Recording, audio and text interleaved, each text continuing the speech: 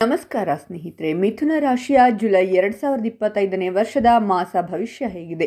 ಮಿಥುನ ರಾಶಿಯವರಿಗೆ ಜುಲೈ ತಿಂಗಳಲ್ಲಿ ಯಾವೆಲ್ಲ ಶುಭ ಫಲಗಳು ಬರಲಿದೆ, ಯಾವೆಲ್ಲ ಅಶುಭ ಫಲಗಳು ಬರಲಿದೆ, ಆ ಅಶುಭ ಫಲಗಳಿಗೆ ಪರಿಹಾರಗಳೇನು ಎಂಬುದರ ಬಗ್ಗೆ ಈ ವಿಡಿಯೋದಲ್ಲಿ ನಾನು ನಿಮಗೆ ತಿಳಿಸಿಕೊಡ್ತೀನಿ. ಅದಕ್ಕೂ ಮುನ್ನ ನೀವೇನಾದರೂ ಮಿಥುನ ರಾಶಿಯವರಾಗಿದ್ದರೆ ದೇವರು ಮತ್ತು ಜ್ಯೋತಿಷ್ಯ ಶಾಸ್ತ್ರವನ್ನ ನಂಬುವುದಾದರೆ ವಿಡಿಯೋಗೆ ಲೈಕ್ ಮಾಡಿ. ಹಾಗೆ ನೀವಿನ್ನು ನಮ್ಮ ಜ್ಯೋತಿಷ್ಯ ದರ್ಶನ ಚಾನಲ್ಗೆ ಸಬ್ಸ್ಕ್ರೈಬ್ ಆಗಿಲ್ಲ ಅಂದರೆ ಈಗಲೇ ಸಬ್ಸ್ಕ್ರೈಬ್ ಮಾಡಿ. ಹಾಗೆ ಪಕ್ಕದಲ್ಲಿ ಬರೋ ಬೆಲ್ ಐಕಾನ್ ಅನ್ನು ಕ್ಲಿಕ್ ಮಾಡಿ.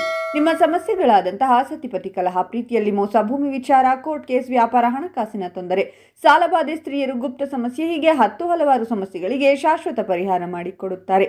ಡಿಸ್ಪ್ಲೇ ಮೇಲೆ ಕಾಣುವ ಗುರುಜಿ ನಂಬರ್ಗೆ ಒಮ್ಮೆ ಕರೆ ಮಾಡಿ. ಮಿಥುನ ರಾಶಿಯ ಶುಭ ಫಲಗಳ ಬಗ್ಗೆ ಮೊದಲಿಗೆ ಚರ್ಚೆ ಮಾಡೋಣ. ಆನಂತರ ಅಶುಭ ಫಲಗಳು, ಆನಂತರ ಅದಕ್ಕೆ ಪರಿಹಾರಗಳ ಬಗ್ಗೆ ಹೇಳ್ತೀನಿ. ಮಿಥುನ ರಾಶಿಯವರಿಗೆ ಜುಲೈ ತಿಂಗಳು ನಿಮ್ಮ ಮನೆಯಲ್ಲಿ ಉತ್ತಮವಾದಂತಹ ವಾತಾವರಣ ಅನ್ನೋದು ಇರುತ್ತೆ. ಜುಲೈ ತಿಂಗಳಿನಲ್ಲಿ ಉತ್ತಮವಾದಂತಹ ವಾತಾವರಣ ಅನ್ನೋದನ್ನ ಪಡೆದುಕೊಳ್ಳುತ್ತೀರಾ. ಇವರ ಮನೆಯಲ್ಲಿ ಯಾವುದೇ ರೀತಿಯಾದಂತಹ ಕಿರಿಕಿರಿ ಅನ್ನೋದು ಇರುವುದಿಲ್ಲ, ಜಗಳಗಳು ಬರುವುದಿಲ್ಲ, ಕಲಹಗಳು ಕಡಿಮೆ ಆಗ್ತಾ ಬರುತ್ತೆ. ಹಾಗಾಗಿ ಈ ಮಿಥುನ ರಾಶಿಯವರಿಗೆ ಜುಲೈ ತಿಂಗಳು ನೆಮ್ಮದಿಯುತವಾದಂತಹ ವಾತಾವರಣ ಅನ್ನೋದು ನಿಮ್ಮ ಮನೆಯಲ್ಲಿ ನೆಲೆಸಿರುತ್ತೆ.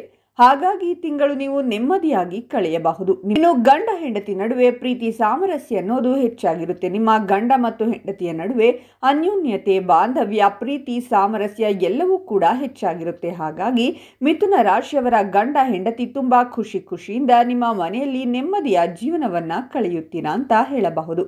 ಇನ್ನು ಶುಕ್ರ ನಿಮಗೆ ಅನುಕೂಲಕರ ಸ್ಥಾನದಲ್ಲಿದ್ದಾರೆ. ಹಾಗಾಗಿ ನೀವು ಮಾಡುವಂತಹ ಎಲ್ಲ ಕೆಲಸಗಳಲ್ಲೂ ಕೂಡ ಸಕ್ಸಸ್ ಅನ್ನೋದನ್ನ ಕಾಣ್ತೀರಾ. ಶುಕ್ರನು ಕೂಡ ಅನುಕೂಲಕರವಾಗಿರುವುದರಿಂದ ಮಿಥುನ ರಾಶಿಯವರಿಗೆ ಪ್ಲಸ್ ಪಾಯಿಂಟ್ ಅಂತಾನೆ ಹೇಳಬಹುದು. ಈ ತಿಂಗಳಲ್ಲಿ ನೀವು ಅಂದುಕೊಂಡಂತಹ ಕೆಲಸ ಕಾರ್ಯಗಳು ಸರಾಗವಾಗಿ ನಡೆಯುತ್ತೆ. ರವಿ ಗ್ರಹ ಮತ್ತು ಬುಧ ಗ್ರಹ ಒಟ್ಟಿಗೆ ಇರುವುದರಿಂದ ವಾಕ್ಚಾತುರ್ಯ ಅನ್ನೋದು ನಿಮ್ಮ ಮಾತಿನಲ್ಲಿ ಜಯ ಅನ್ನೋದನ್ನ ತಂದುಕೊಡುತ್ತೆ.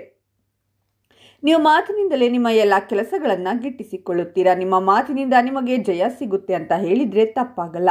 ಖಂಡಿತವಾಗಿಯೂ ಕೂಡ ನಿಮ್ಮ ಮಾತಿನಲ್ಲಿ ನಿಮಗೆ ಲಾಭವೂ ಕೂಡ ಆಗುತ್ತೆ. ಎಲ್ಲ ಕೆಲಸವನ್ನ ಕೂಡ ನಿಮ್ಮ ಮಾತಿನಿಂದ ಸಂಯಮದಿಂದ ಮಾತನಾಡಿಕೊಂಡು ನೀವು ಖಂಡಿತವಾಗಿಯೂ ಕೂಡ ಸಕ್ಸಸ್ ಅನ್ನ ಕಾಣ್ತೀರಾ.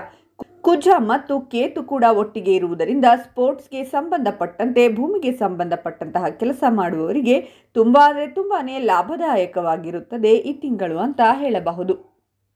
ಭೂಮಿಗೆ ಸಂಬಂಧಪಟ್ಟ ವಿಷಯಗಳು, ನೀವೇನಾದರೂ ಭೂಮಿ ವ್ಯವಹಾರವನ್ನ ಮಾಡುತ್ತಿದ್ರೆ, ಭೂ ವ್ಯವಹಾರಗಳು ಅಂದರೆ ಇವಾಗ ರಿಯಲ್ ಎಸ್ಟೇಟ್ ಕೆಲಸಗಳು, ಮನೆ ಕೊಂಡು ಮಾರೋದು ಅಥವಾ ಮನೆ ಕಟ್ಟಿಸಿ ಮಾರೋದು, ಭೂಮಿ ಮಾರೋದು, ಈ ರೀತಿಯಾಗಿ ಕೆಲಸ ಮಾಡ್ತಿರೋರಿಗೆ ಖಂಡಿತವಾಗಿಯೂ ಕೂಡ ಈ ತಿಂಗಳು ಹೇಳಿ ಮಾಡಿಸಿದಂತಹ ತಿಂಗಳು ಅಂತ ಹೇಳಬಹುದು. ಖಂಡಿತವಾಗಿಯೂ ಕೂಡ ಈ ತಿಂಗಳಲ್ಲಿ ನಿಮಗೆ ಅಪಾರವಾದ ಹಣ ಅನ್ನೋದು ಬರುತ್ತೆ. ಡಬಲ್ ಹಣ ಅನ್ನೋದನ್ನ ನೀವು ಪಡ್ಕೋತೀರಾ.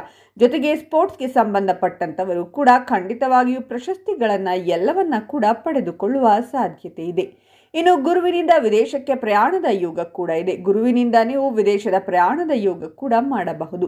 ನೀವೇನಾದರೂ ವಿದೇಶಕ್ಕೆ ಹೋಗಬೇಕು ಅಂತ ತುಂಬಾ ದಿನಗಳಿಂದ ಪ್ಲಾನ್ ಹಾಕಿದ್ರೆ, ಹಾಗೇನೆ ವಿದೇಶ ಪ್ರಯಾಣ ಮಾಡಬೇಕು ಅಂತ ಏನಾದರೂ ಯೋಚನೆ ಮಾಡ್ತಿದ್ರೆ ಈ ತಿಂಗಳಲ್ಲಿ ನೀವು ಪ್ಲಾನ್ ಮಾಡ್ಕೊಳ್ಳಿ. ಖಂಡಿತವಾಗಿಯೂ ಕೂಡ ಆಗುತ್ತೆ. ಅಥವಾ ವಿದೇಶದಲ್ಲಿ ಹೋಗಿ ನಾನು ಕೆಲಸ ಮಾಡಬೇಕು, ವಿದೇಶದಲ್ಲಿ ಹೈಯರ್ ಎಜುಕೇಷನ್ ಮಾಡ್ಕೋಬೇಕು ಅಂತ ಏನಾದರೂ ವಿದ್ಯಾರ್ಥಿಗಳೇ ಆಗಿರಲಿ, ಸಾಮಾನ್ಯ ಜನಗಳೇ ಆಗಿರಲಿ ಯೋಚನೆ ಮಾಡ್ತಿದ್ರೆ ಖಂಡಿತವಾಗಿಯೂ ಕೂಡ ಹೈಯರ್ ಸ್ಟಡೀಸ್ಗೂ ಹೋಗಬಹುದು ಅಥವಾ ಕೆಲಸಕ್ಕೂ ಕೂಡ ಹೋಗಬಹುದು. ಇದಕ್ಕೆ ಸಕಾಲ ಅಂತಾನೆ ಹೇಳಬಹುದು. ವಿದೇಶ ಪ್ರಯಾಣದ ಯೋಗವನ್ನ ಗುರು ನಿಮಗೆ ಕಳುಹಿಸಲಿದ್ದಾನೆ. ಮಿಥುನ ರಾಶಿಯವರಿಗೆ ಇಷ್ಟೆಲ್ಲ ಶುಭ ಫಲಗಳು ಜುಲೈ ತಿಂಗಳಲ್ಲಿ ಕಾಣಸಿಗುತ್ತೆ. ಇನ್ನು ಅಶುಭ ಫಲಗಳು ಏನೇನಿದೆ ಅಂತ ನೋಡೋದಾದ್ರೆ, ಶನಿಯಿಂದ ನಿಮ್ಮ ಉದ್ಯೋಗದಲ್ಲಿ ಟೆನ್ಷನ್ಗಳು ಬರಬಹುದು. ನೀವು ಈ ವಿಷಯದಲ್ಲಿ ಎಚ್ಚರಿಕೆಯನ್ನು ವಹಿಸಬೇಕಾಗುತ್ತೆ. ನಿಮಗೆ ಯಾವ ತರಹ ಅಂದರೆ ಯಾವುದಾದ್ರೂ ಒಂದು ಕೆಲಸದ ವಿಷಯವಾಗಿ ನಿಮಗೆ ಒಂದು ಫೈಲ್ ಆಗಿರಲಿ, ಏನಾದರೂ ಒಂದು ಕೊಟ್ಟಿರ್ತಾರೆ. ಆದರೆ ನಿಮ್ಮ ಟೆನ್ಷನ್ಸ್ನಿಂದ ಕೆಲಸಗಳು ಆಗದಿರುವುದರಿಂದ ಮನಸ್ಸಿಗೆ ಕಿರಿಕಿರಿ ಉಂಟಾಗುತ್ತೆ. ಹಾಗೆ ಉದ್ಯೋಗ ಸ್ಥಳಗಳಲ್ಲಿ ಜಗಳಗಳಾಗುವುದು ಈ ರೀತಿಯಾಗಿ ಆಗುತ್ತೆ. ಹಾಗಾಗಿ ಶನಿಯಿಂದ ಉದ್ಯೋಗದಲ್ಲಿ ಟೆನ್ಷನ್ ಶುರುವಾಗುವುದರಿಂದ ನಿಮ್ಮ ಉದ್ಯೋಗದ ಸ್ಥಳದಲ್ಲಿ ನೀವು ಎಷ್ಟು ಸಂಯಮದಿಂದ, ಎಷ್ಟು ತಾಳ್ಮೆಯಿಂದ, ಎಷ್ಟು ಡಿಸಿಪ್ಲಿನಿಂದ ಇರ್ತೀರಾ ಅನ್ನೋದು ತುಂಬಾನೇ ಮುಖ್ಯವಾಗಿರುತ್ತೆ. ಕೆಲಸದ ಸ್ಥಳದಲ್ಲಿ ಸಹೋದ್ಯೋಗಿಗಳ ಜೊತೆ ಉತ್ತಮ ವಾತಾವರಣವನ್ನು ಬೆಳೆಸಿಕೊಳ್ಳಬೇಕಾಗುತ್ತೆ. ನೀವು ಎಲ್ಲಿ ಕೆಲಸ ಮಾಡ್ತೀರೋ ಅದು ಗವರ್ನಮೆಂಟ್ ಕೆಲಸನೇ ಆಗಿರಲಿ, ಪ್ರೈವೇಟ್ ಕೆಲಸ ಆಗಿರಲಿ, ಸ್ವಂತ ಉದ್ಯೋಗನೇ ಆಗಿರಲಿ, ನೀವು ಕೆಲಸ ಮಾಡುವಂಥ ಜಾಗಗಳಲ್ಲಿ ನಿಮ್ಮ ಸಹೋದ್ಯೋಗಿಗಳೊಂದಿಗೆ ಸಂಯಮದಿಂದ ವರ್ತಿಸಬೇಕಾಗುತ್ತೆ. ನೀವು ಎಷ್ಟು ಸಂಯಮದಿಂದ ಇರ್ತೀರೋ ಅಷ್ಟು ನಿಮಗೆ ಒಳ್ಳೆಯದಾಗುತ್ತೆ. ನೀವೇನಾದರೂ ಅವರ ಬಳಿ ಕಿರಿಕಿರಿ ಮಾಡಿಕೊಳ್ಳುವುದು, ಜಗಳ ಮಾಡಿಕೊಳ್ಳುವುದು ಈ ರೀತಿ ಮಾಡಿದರೆ ಇದರಿಂದ ನೀವು ಖಂಡಿತವಾಗಿಯೂ ಕೂಡ ನಷ್ಟವನ್ನು ಅನುಭವಿಸಬೇಕಾಗುತ್ತೆ. ಹಾಗಾಗಿ ನೀವು ಕೆಲಸ ಮಾಡುವಂತಹ ಸ್ಥಳದಲ್ಲಿ ಎಚ್ಚರಿಕೆಯನ್ನು ವಹಿಸಬೇಕಾಗುತ್ತೆ. ಇನ್ನು ರಾಹುವಿನಿಂದ ತಂದೆ ಆರೋಗ್ಯದಲ್ಲಿ ತೊಂದರೆಗಳು ಕೂಡ ಬರಬಹುದು. ರಾಹು ಕೂಡ ನೀಚನಾಗಿರುವುದರಿಂದ ನಿಮ್ಮ ರಾಶಿಯಲ್ಲಿ ನಿಮ್ಮ ತಂದೆಯ ಆರೋಗ್ಯದ ಬಗ್ಗೆ ಗಮನ ವಹಿಸಬೇಕಾಗುತ್ತೆ. ಅವರಿಗೆ ಆರೋಗ್ಯದಲ್ಲಿ ಸಣ್ಣ ಪುಟ್ಟ ತೊಂದರೆಗಳು ಕಾಣಿಸಿಕೊಳ್ತು ಅಂದ ತಕ್ಷಣ ನೀವು ವೈದ್ಯರ ಬಳಿ ಕರೆದುಕೊಂಡು ಹೋಗಬೇಕಾಗುತ್ತೆ. ಇಲ್ಲ ಅಂದ್ರೆ ಅವರ ಆರೋಗ್ಯಕ್ಕೆ ಕುತ್ತು ಬರಬಹುದು. ಹಾಗೆ ಅವರ ಆರೋಗ್ಯದ ಸಲುವಾಗಿ ನೀವು ಅತಿಯಾದ ಹಣವನ್ನು ಖರ್ಚು ಮಾಡುವಂತಹ ಸಂದರ್ಭ ಎದುರಾಗುತ್ತೆ. ಹಾಗಾಗಿ ನೀವು ತಂದೆ ಆರೋಗ್ಯದ ಬಗ್ಗೆ ಗಮನ ವಹಿಸಿದರೆ ತುಂಬಾ ಒಳಿತು. ಇನ್ನು ವಾಹನ ಚಲಾಯಿಸಬೇಕಾದರೆ ಬಹಳ ಹುಷಾರಾಗಿ ವಾಹನ ಚಲಾಯಿಸಬೇಕಾಗುತ್ತೆ. ಅತಿಯಾದ ಆತುರತೆ ಬೇಡ. ನೀವು ಡ್ರೈವ್ ಮಾಡ್ತಿದ್ದೀರಾ ಅಂದ್ರೆ ಬಹಳ ಸಂಯಮದಿಂದ ವಾಹನ ಚಲಾಯಿಸಿ, ಇಲ್ಲಾಂದ್ರೆ ಸಮಸ್ಯೆಯನ್ನ ಎದುರಿಸಬೇಕಾಗುತ್ತೆ. ಇನ್ನು ಈ ತಿಂಗಳಲ್ಲಿ ನೀವು ಎರಡೆರಡು ನಿರ್ಧಾರಗಳನ್ನು ಯಾವುದೇ ಕಾರಣಕ್ಕೂ ಮಾಡಬೇಡಿ.